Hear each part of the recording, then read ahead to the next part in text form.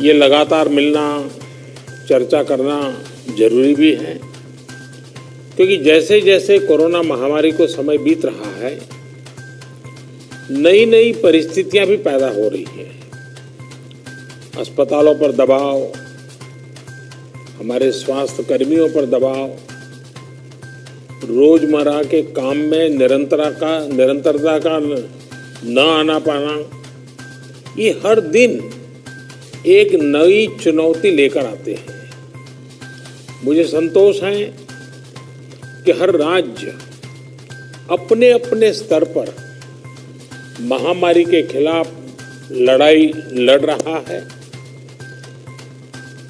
और चाहे केंद्र सरकार हो चाहे राज्य सरकार हो, हम अनुभव कर रहे हैं कि हम लगातार एक टीम बनकर के काम कर पा रहे हैं, और यही टीम स्पिरिट जो है वो एक परिणाम लाने में हम सफल हुए हैं। इतने बड़े संकट को जिस प्रकार से हमने मुकाबला किया है, उसमें सबका साथ मिलकर के काम करना ये बहुत बड़ी बात है। सभी माननीय मुख्यमंत्री जी, आज 80% एक्टिव केसेस हम जो आज मिले हैं इन 10 राज्यों में है। कोरोना पर पीएम मोदी बोले, अगर 72 घंटों में बीमारी का पता चला तो कम है खतरा। नमस्कार, मैं शिवानी सिंह और आप देख रहे हैं द3 न्यूज। पीएम मोदी ने मंगलवार को 10 राज्यों के सीएम के साथ वर्चुअल मीटिंग की। उन्होंने कहा कि टेस्टिंग की संख्या लगातार बढ़ाई जा रही है, जिस कारण कोरोना को रोकने में सहायता मिल रही है। भारत में औसत मृत्यु दर दूसरे देशों के मुकाबले पहले भी कम थी और अब लगातार गिरती जा रही है। रिकवरी दर में भी बढ़ोतरी हुई है, जिसका मतलब है कोरोना को रोकने के लिए किए गए प्रयास सफल हो रहे हैं। पीएम मोदी ने कहा, हमने मृत्यु दर को 1% से भी कम करने का लक्ष्य बनाया है। साथ ही उन्होंने आरोग्य सेतु ऐप को मददगार बताया। पीएम मोदी ने कहा, लोगों में विश्वास बढ़ रहा है और कोरोना के प्रति उनका डर भी कम हो रहा है। उन्होंने कहा, देश में कोरोना के 6 लाख से भी ज्यादा मामले हो चुके हैं। 80% एक्टिव मामले हैं, जिसे देखते हुए कोरोना से लड़ने के लिए इन सभी राज्यों की महत्वपूर्ण भूमिका है। जिस राज्य में टेस्टिंग रेट कम है और पॉजिटिव मामले ज्यादा हैं, वहां टेस्टिंग को बढ़ाया जाए। मुख्य तौर पर बिहार, गुजरात, उत्तर प्रदेश, पश्चिम बंगाल और तेलंगाना में टेस्टिंग बढ़ाई जाए। प्रधानमंत्री की ये राज्यों के मुख्यमंत्रियों के साथ 5 महीने में 7वीं बैठक थी। और इसलिए कोरोना के खिलाफ लड़ाई में इन सभी राज्यों की भूमिका बहुत बड़ी हो जाती है।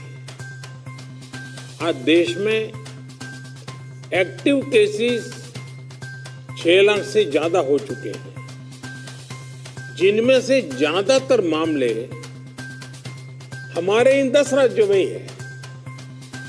इसलिए ये आवश्यकता लगी कि इन 10 राज्यों के एक साथ बैठ करके हम समीक्षा करें, चर्चा करें, और उनकी जो बेस्ट प्रैक्टिसेस हैं, उन्होंने किस किस प्रकार के नए इनिशिएटिव लिए हैं, वे सबके ध्यान में आए, क्योंकि हर कोई अपने अपने तरीके से प्रयास कर ही रहा है।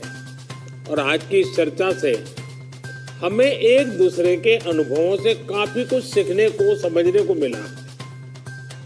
कहीं न कहीं ये एक भाव आज निकल कर आया है कि अगर हम मिलकर अपने इन 10 राज्यों में कोरोना को हरा देते हैं तो देश भी जीत जाएगा।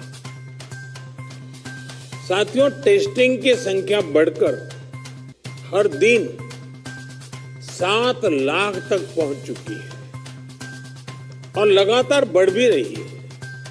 इससे संक्रमण को पहचानने और रोकने में जो मदद मिल रही है, आज हम उसके परिणाम देख रहे हैं।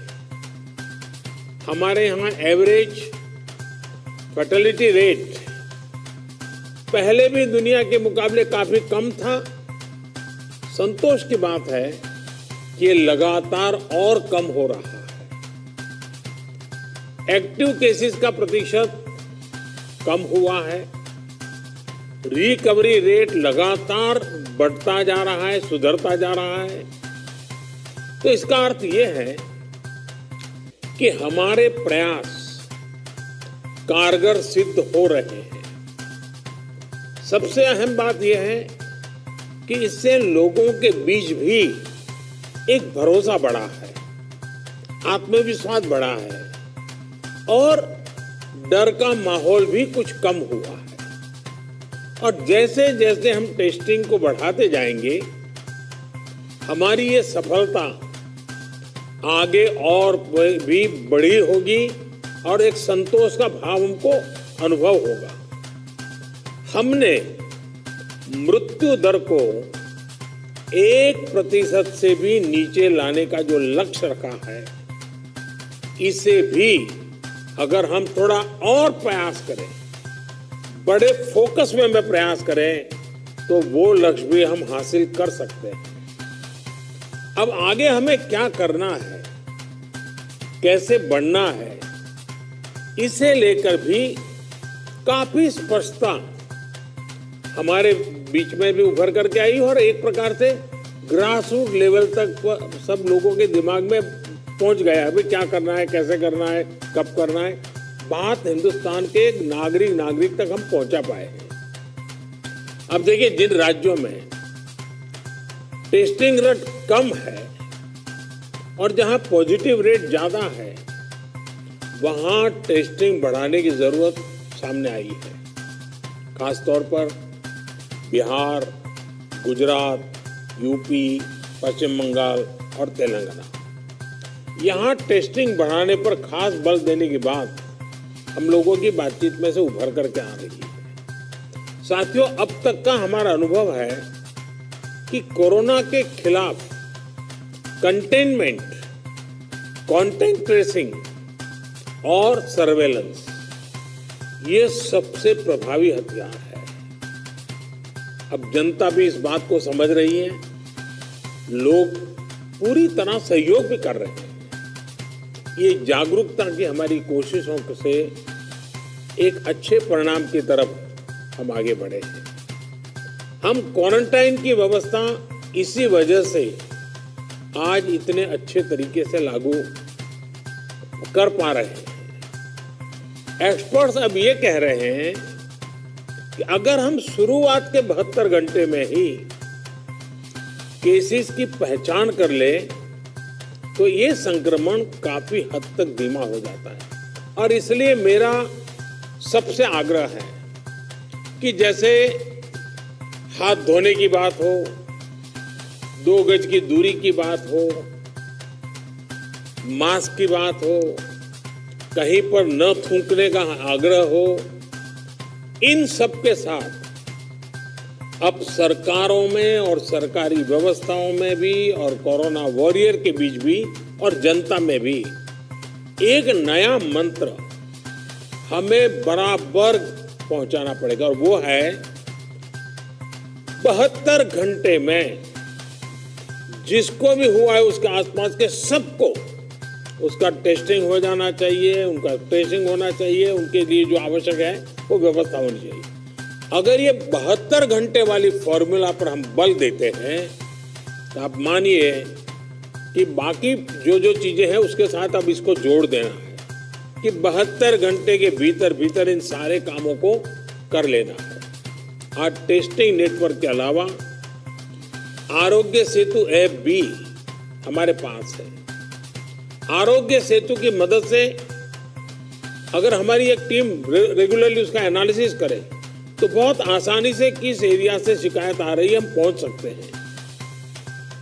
हमने देखा कि हरियाणा के कुछ जिले, उत्तर प्रदेश के कुछ जिले और दिल्ली, एक ऐसा कालखंड आया कि बड़ी चिंता का विषय बन गया। सरकार ने भी दिल्ली में ऐसी घोषणा की कि लग रहा था कि बड़ा संकट पैदा होगा। तो फिर मैंने एक रिव्यू मीटिंग की और हमारे होम मिनिस्टर श्रीमान अमित शाह जी को नेतृत्व में एक टीम बनाई और नए सिरे से सारा अप्रोच किया। उन 5 जिलों में भी और शहर में भी, दिल्ली में बहुत बड़ी मात्रा में हम जो चाहते हो परिणाम ला पाए।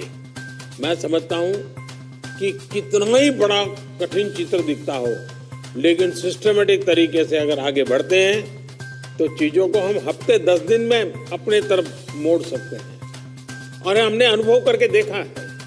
और इसी रणनीति के भी जो मुख्य बिंदु यही थे, कंटेनमेंट जोन्स को पूरी तरह से अलग कर देना, जहां जरूरत पड़े वहां माइक्रो कंटेनमेंट का भी आग्रह करना, 100% स्क्रीनिंग करना,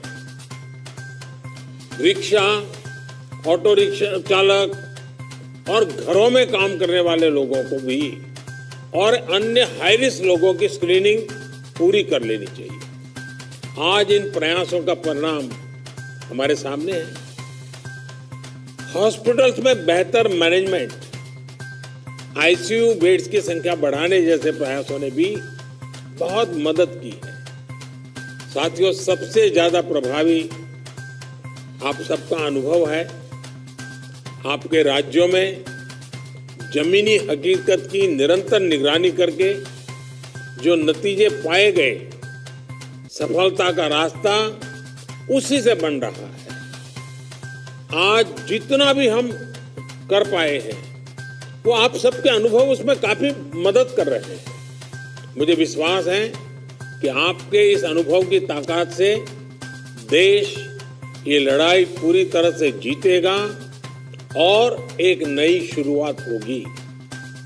आपके और कोई सुझाव हो, कोई सलाह हो तो हमेशा की तरह मैं हर समय आपके लिए उपलब्ध हूं। आप जरूर बताइए। और मैं आपको विश्वास दिलाता हूं, सरकार के सभी अधिकारी भी आज मौजूद थे। जिन जिन बातों का आपने जिक्र किया है, जिसकी चिंता करने के लिए कहा है, टीम पूरी तरह तुरंत ही उसको आगे बढ़ाएगी। लेकिन हम जानते हैं कि ये जो कालखंड होता है सावन, भादो और दिवाली तक का, तो कुछ बीमारी का और बीमारियों का भी माहौल बन जाता है, उसको भी हमें संभालना है।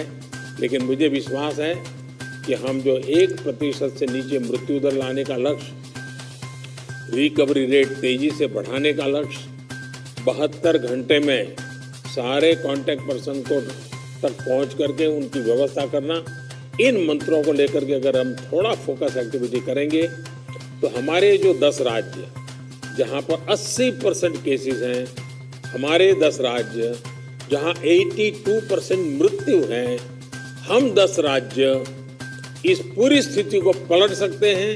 हम 10 राज्य मिलकर के हम भारत को विजयी बना सकते हैं और मुझे विश्वास है कि हम इस काम को कर पाएंगे। मैं फिर एक बार, आपने बहुत समय निकाला, समय की कमी के बावजूद भी बहुत ही अच्छे ढंग से आपने अपनी सारी बातें रखी हैं। मैं आपका बहुत बहुत धन्यवाद करता हूँ। अभी के लिए बस इतना ही, फिर हाजिर होंगे कुछ नई खबरों के साथ। तब तक देखते रहिए और सब्सक्राइब कीजिए दा3 न्यूज़।